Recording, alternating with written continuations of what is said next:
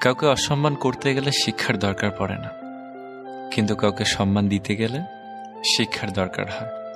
আর সেটা হলো বাবা মায়ের দেওয়া শিক্ষা। ছেড়ে যাওয়ার সিদ্ধান্তে যে অটল, তার কাছে নিঃস্বার্থ ভালোবাসাটাও একটা অভিনয়। যারা বেশি মিষ্টি মিষ্টি কথা বলে, পিছন থেকে ছুরিটা তারাই আগে মারে। প্রতিদিন অন্তত 1% হলেও নিজেকে উন্নত করবেন। বছর শেষে দেখবেন মোট 365% হয়েছে। যে কোনো সম্পর্কের পাসওয়ার্ড হচ্ছে বিশ্বাস। মানুষের বেঁচে থাকাটাই অস্বাভাবিক, মরে যাওয়াটা স্বাভাবিক। আজ হয়তো সময়টা খারাপ, কিন্তু সারা জীবন থাকবে না। তবে আজ যাদের চিনে নিলাম, তাদের সারা জীবন মনে থাকবে। অতিরিক্ত আপন হতে যাবেন, দুঃখ ছাড়া কিছুই পাবেন না। রব সবাইকে সবকিছু দেয় না। হয় কাউকে দিয়ে পরীক্ষায় ফেলেন, নয় কাউকে না দিয়ে ধৈর্যের পরীক্ষা নেন। জোর করে কোনো কিছুই পাওয়া যায় না। ভাগ্যে থাকলে কেউ কেড়ে নিতে পারে না।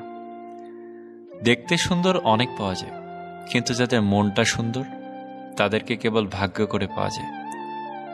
যে তোমাকে অবহেলা করবে, তাকে ধন্যবাদ দিয়ে দূরে সরে যাও, কারণ তার অবহেলার কারণেই হয়তো তোমার জীবনে এত উন্নতি। অবহেলা থেকে মানুষ অনেক কিছুই শিখতে পারে। অবহেলায় মানুষের জ্ঞান শক্তি বৃদ্ধি পায়। অবহেলা মানুষের ঘুমন্ত মস্তিষ্ককে জাগ্রত করে দেয়।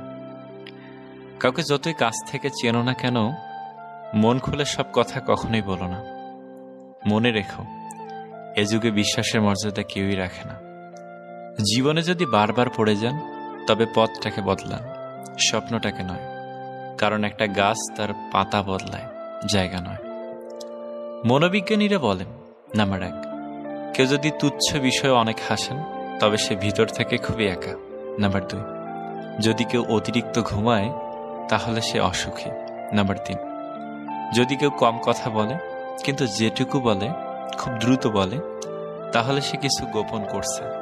নাম্বার 4, যে কাঁদতে পারে না, সে দুর্বল প্রকৃতির। নাম্বার 5, যদি কেউ অস্বাভাবিকভাবে খাবার খায়, তাহলে সে কোনো মানসিক চাপে আছে। নাম্বার 6, যদি কেউ একটুতেই কেঁদে ফেলে, তার মানে সে নিরীহ এবং কোমল হৃদয়। নাম্বার 7, যদি কেউ ছোটখাটো বিষয়ে রেগে যায়, তার মানে তার ভালোবাসার দরকার। কথা বলতে যতটুকু যোগ্যতা লাগে, নীরবতা অবলম্বন করার জন্য এর চেয়ে অনেক বেশি যোগ্যতা লাগে। কাঁটা থেকে বাঁচার জন্য যেমন পায়ে জুতো পরা উচিত, সারা পৃথিবীতে কার্পেট বিছানোর দরকার নেই, ঠিক তেমন যদি তুমি শান্তি চাও, তাহলে নিজেকে বদলানোর চেষ্টা করা উচিত, অপরকে নয়।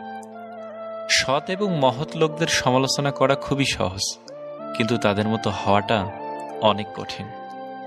প্রেম করলে ঝগড়া হবেই। ঝগড়ার পর যদি আবার দুজনের মিল হয়, সেটাই ভালোবাসা। হারানোর যন্ত্রণাটা কেবল সেই বোঝে যে তার প্রিয় মানুষটিকে হারিয়েছে। মানুষগুলো কেমন যেন হয়ে গেছে, কেউ প্রয়োজন ছাড়া খোঁজও নেয় না। আমরা সবসময় মনে করি আমাদের স্মৃতিশক্তি খুবই দুর্বল, কিন্তু যখন আমরা কাউকে ভুলতে চেষ্টা করি, ঠিক তখন বুঝতে পারি আমাদের স্মৃতিশক্তি কতটা শক্তিশালী। স্বার্থপর মানুষরাই জীবনে ভালো থাকে, বাকিরা তো কেবল অপরকে ভালো রাখে। মানুষ কখনো ইচ্ছে করে বদলায় না। কিছু মানুষের অবহেলা, কিছু